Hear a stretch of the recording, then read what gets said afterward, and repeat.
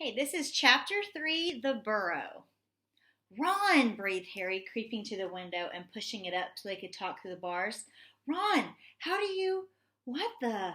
Harry's mouth fell open as the full impact of what he was seeing hit him.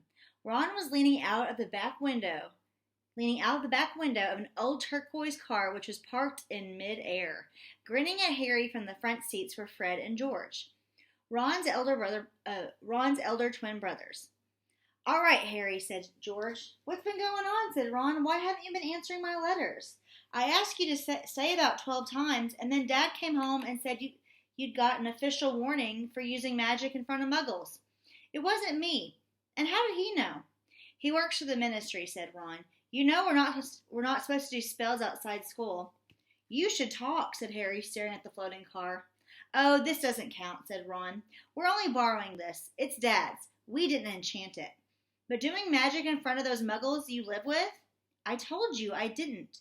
But it'll take too long to explain now. Look, can you tell them at Hogwarts that the Dursleys have locked me up and won't let me back, and obviously I can't magic myself out, because the ministry will think it's the second spell I've done in 3 days. So, stop gibbering," said Ron. "We've come to take you home with us." "But you can't magic me out either." "We don't need to," said Ron, jerking his head toward the front seat and grinning. "You forget who I've got with me." "Tie that around the bar," said Fred, throwing the end of a rope to Harry. "If the Dursleys wake up, I'm dead," said Harry, as he tied the rope tightly around a bar, and Fred revved up the car. "Don't worry," said Fred, "and stand back." Harry moved back into the shadows next to Hedwig, who seemed to have realized how important this was and kept still and silent. The car revved louder and louder, and suddenly, with a crunching noise, the bars were pulled clean out of the window as Fred drove straight up in the air. Harry ran back to the window to see the bars dangling a few feet above the ground. Panting, Ron hoisted them up into the car. Harry listened anxiously, but there was no sound from the Dursleys' bedroom. When the bars were safely in the back seat with Ron, Fred reversed as soon as possible to Harry's window. "Get in," Ron said. "But all my Hogwarts stuff, my wand, my broomstick. Where is it?" "Locked in the cupboard under the stairs, and I can't get out of this room." "No problem," said George from the front passenger seat. "Out of the way, Harry." Fred and George climbed cat-like through the window into Harry's room. He had to hand it to them, thought Harry, as George took an ordinary hairpin from his pocket and started to pick the lock. "A lot of the wizards think it's a waste of time, knowing this sort of muggle trick," said Fred, "but we feel their skills worth learning, even if they are a bit slow." There was a small click and the door swung open. "So, we'll get your trunk and grab anything you need from your room and hand it out to Ron," whispered George. "Watch out for the bottom stair. It creaks," Harry whispered, back as the twins disappeared into the dark landing. Harry dashed around his room, collecting his things and passing them out of the window to Ron. Then he went to help Fred and George heave his trunk up the stairs. Harry heard Uncle Vernon cough. At last, panting, they reached the landing, then carried the trunk through Harry's room to the open window. Fred climbed back into the car to pull with Ron, and Harry and George pushed from the bedroom side. Inch by inch, the trunk slid through the window. Uncle Vernon coughed again. "A bit more," panted Fred, who was pulling from inside the car. "One good push." Harry and George threw their shoulders against the trunk, and it slid out the window into the back seat of the car. "Okay, let's go," George whispered. But as Harry climbed into the windowsill, there came a sudden loud screech from behind him, followed immediately by the thunder of Uncle Vernon's voice. "That ruddy owl! I'd forgotten Hedwig!" Harry tore back across the room as the landing light clicked on. He snatched up Hedwig's cage, dashed to the window, and passed it out to Ron. He was scrambling back onto the chest of drawers when Uncle Vernon hammered on the unlocked door, and it crashed open. For a split second, Uncle Vernon stood framed in the doorway. Then he let out a bellow like an angry bull and dived at Harry, grabbing him by the ankle. Ron, Fred, and George seized Harry's arms and pulled as hard as they could. "Petunia!" roared Uncle Vernon. "He's getting away! He's getting away!" But the Weasleys gave a gigantic tug, and Harry's legs slid out of Uncle Vernon's grasp, and Harry was in the car. He slammed the door shut. "Put your foot down, Fred!" yelled Ron, and the car shot suddenly toward the moon. Harry couldn't believe it. He was free. He rolled down the window, the night air whipping his hair, and looking back at the shrinking rooftops of Privet Drive. Uncle Vernon, Aunt Petunia, and Dudley were all hanging dumbstruck out of Harry's window. "See you next summer," Harry yelled. The Weasleys roared with laughter, and Harry settled back in his seat, grinning from ear to ear. "Let Hedwig out," he told Ron. "She can fly behind us. She hasn't had a chance to stretch her wings for ages." George handed the hairpin to Ron, and a moment later, Hedwig soared joyfully out of the window to glide alongside them like a ghost. "So what's the story, Harry?" said Ron impatiently. "What's been happening?" Harry told them all about Dobby, the warning he'd given Harry, and the fiasco of the violet pudding. There was a long, shocked silence when he had finished. "Very fishy," said Fred finally. "Definitely dodgy," agreed George. "So he wouldn't even tell you who's supposed to be plotting all this stuff?" "I don't think he could," said Harry. "I told you, every time he got close to letting anything slip, he started banging his head against the wall." He saw Fred and George look at each other. "What, you think he was lying to me?" said Harry. "Well," said Fred, "put it this way. House elves have got powerful magic of their own, but they can't usually use it without their master's permission. I reckon old Dobby was sent to stop you coming back to Hogwarts. Someone's idea of a joke. Can you think of anyone at school with a grudge against you?" "Yes," said Harry and Ron together instantly. "Draco Malfoy," Harry explained. "He hates me." "Draco Malfoy," said George, turning around. "Not Lucius Malfoy's son." "Must be. It's not a very common name, is it?" said Harry. "Why?" "I've heard Dad talking about him," said George. "He was a big supporter of you-know-who." "And when you-know-who disappeared," said Fred, craning around to look at Harry, "Lucius Malfoy came back saying he never meant any of it. Dad reckons he was right in you-know-who's inner circle." Harry had heard these rumors about Malfoy's family before, and they didn't surprise him at all. Malfoy made Dudley Dursley look like a kind, thoughtful, and sensitive boy. "I don't know whether the Malfoys own a house elf," said Harry. "Well, whoever owns him will be an old wizarding family, and they'll be rich," said Fred. "Yeah, Mum's always wishing he had a house elf to do. We had a house elf to do the ironing," said George. "But all we've got is a lousy old ghoul in the attic, and gnomes all over the garden. House elves come with big old manors and castles and places like that.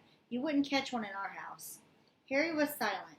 Judging by the fact that Draco Malfoy usually had the best of everything, his family was rolling in wizard gold. He could just see Malfoy strutting around a large manor house. Sending the family servant to stop Harry from going back to Hogwarts also sounded exactly like the sort of thing Malfoy would do. Had Harry been stupid to take Dobby seriously? "I'm glad we came to get you anyway," said Ron. "I was getting really worried when you didn't answer any of my letters. I thought it was Errol's fault at first." "Who's Errol?" "Our Al. He's ancient. It wouldn't be the first time he collapsed on a delivery. So then I tried to borrow Hermes. Who?" "The owl Mum and Dad bought Percy when he was made prefect," said Fred from the front. "But Percy wouldn't lend him to me," said Ron. "Said he needed him." "Percy's been acting very oddly this summer," said George, frowning, "and he has been sending a lot of letters and spending a lot of time shut up in his room. I mean, there's only so many times you can polish a prefect badge. You're driving too far west, Fred," he added, pointing at a compass on the dashboard. Fred twiddled the steering wheel. "So how does your dad know we've got the car?" said Harry, guessing the answer. So does your dad know you got the car?" said Harry, guessing the answer. No," said Ron. He had to work tonight. Hopefully we'll be able to get it back in the garage without Mom noticing we flew it." "What does your dad do at the Ministry of Magic anyway?" "He works at the most boring department," said Ron. "The Misuse of Muggle Artifacts Office." "The what?" "It's all to do with bewitching things that are Muggle-made, in case they end up back in a Muggle shop or house. Like last year, some old witch died, and her tea set was sold to an antique shop. This Muggle woman bought it, took it home, and tried to serve her friends tea in it. It was a nightmare. Dad was working overtime for weeks." "What happened?"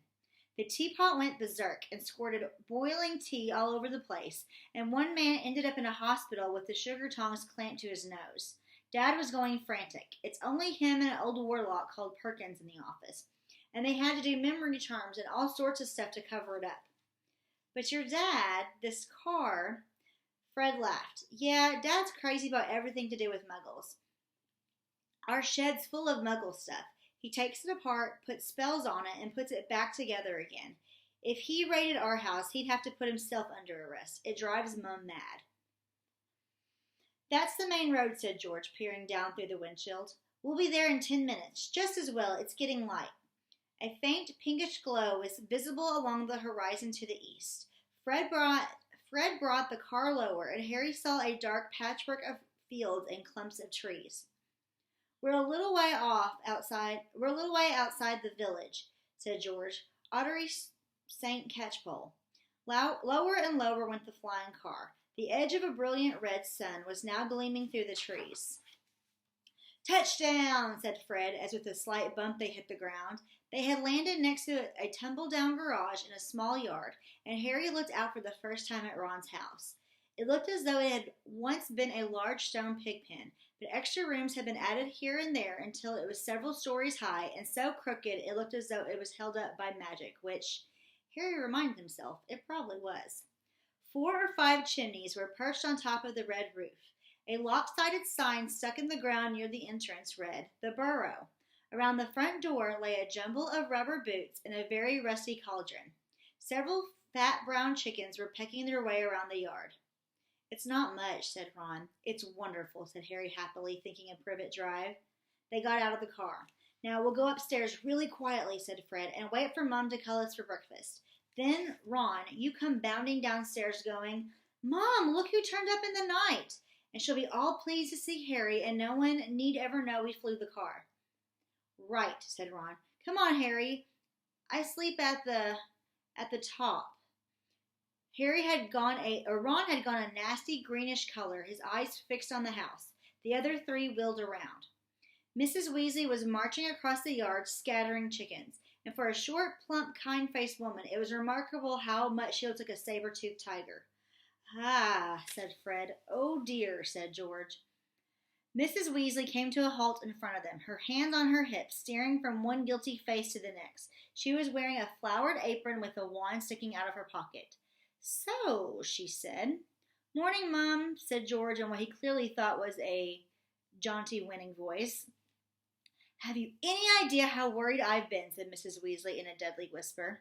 Sorry, Mum, but see, we have to. All 3 of Mrs. Weasley's sons were taller than she was, but they cowered at as her rage broke over them.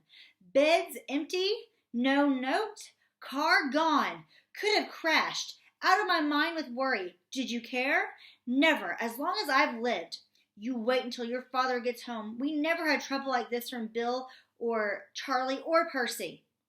Perfect Percy, muttered Fred. You could do with taking a leaf out of Percy's book, yelled Mrs. Weasley, prodding a finger in Fred's chest. You could have died, and you could have been seen. You could have lost your father his job. It seemed to go on for hours. Mrs. Weasley had shouted herself hoarse before she turned on Harry, who backed away. I'm very pleased to see you, Harry, dear, she said. Come on in, have some breakfast. She turned and walked back into the house, and Harry, after a nervous glance at Ron, who nodded encouragingly, followed her. The kitchen was small and rather cramped. There was a scrubbed wooden table and chairs in the middle, and Harry sat down on the edge of his seat looking around. He had never been in a wizard house before. The clock on the wall opposite him had only 1 hand and no numbers at all. Written around the edges were things like time to make tea, time to feed the chickens, and you're late. Books were stacked 3 deep on the mantelpiece. Books with titles like Charm Your Own Cheese, Enchantment in Baking, and 1 Minute Feast, It's Magic. And unless Harry's ears were deceiving him, the old radio next to the sink had been announcing that coming up was Witching Hour with the popular singing sorceress Celestina Warbeck. Mrs. Weasley was clattering around, cooking breakfast a little haphazardly, throwing dirty looks at her sons as she threw sausages into the frying pan. Every now and then, she muttered things like, don't know what they were thinking of, and never would have believed it.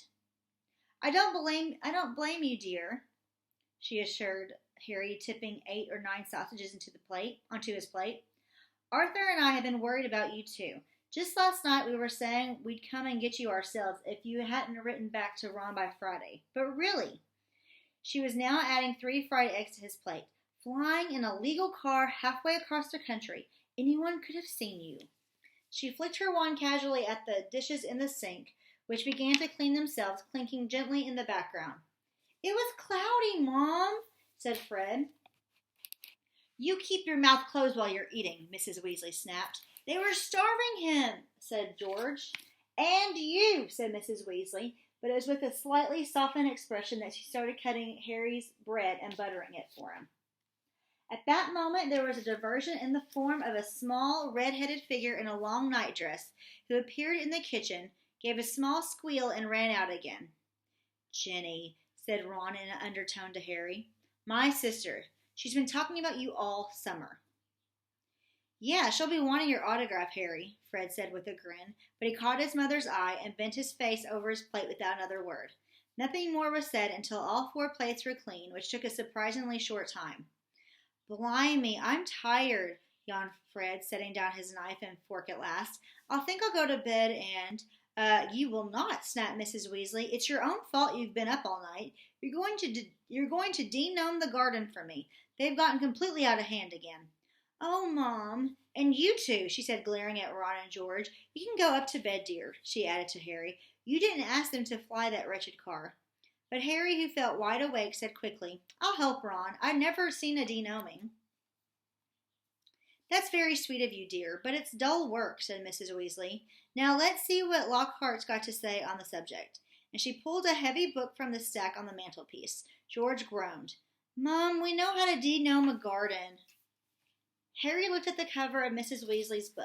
Written across it in fancy gold letters were the words, Gilderoy Lockhart's Guide to Household Pests. There was a big photograph on the front of a very good-looking wizard with wavy blonde hair and bright blue eyes. As always in the wizarding world, the photograph was moving. The wizard, who Harry supposed was Gilderoy Lockhart, kept winking cheekily up at them all. Mrs. Weasley beamed down at him. Oh, he is marvelous, she said. He knows his household pests.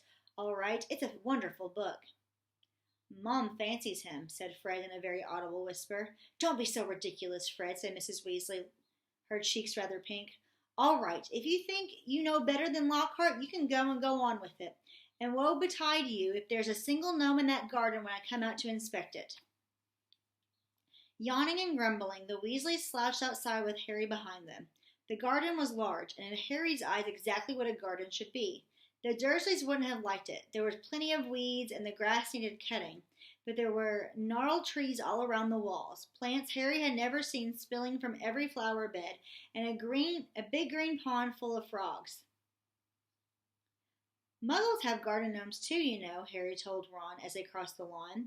Yeah, I've seen those things they think are gnomes, said Ron, bent double with his head in a peony bush, like fat little Santa Clauses with fishing rods. There was a violent scuffling sound. The peony bush shuddered, and Ron straightened up. This is a gnome, he said grimly. Get off me, squealed the gnome. It was certainly nothing like Santa Claus. It was small and leathery looking, with a large, knobby, bald head exactly like a potato. Harry held it at arm's length as it kicked at him with its horny little feet. He grasped it around its ankles and turned it upside down. This is what you have to do, he said. He raised the gnome above his head, Get off me, and started to swing it in great circles like a lasso. Seeing the shocked look at Harry's face, Ron said, It doesn't hurt them. You just got to make them really dizzy so they can't find their way back to the gnome holes.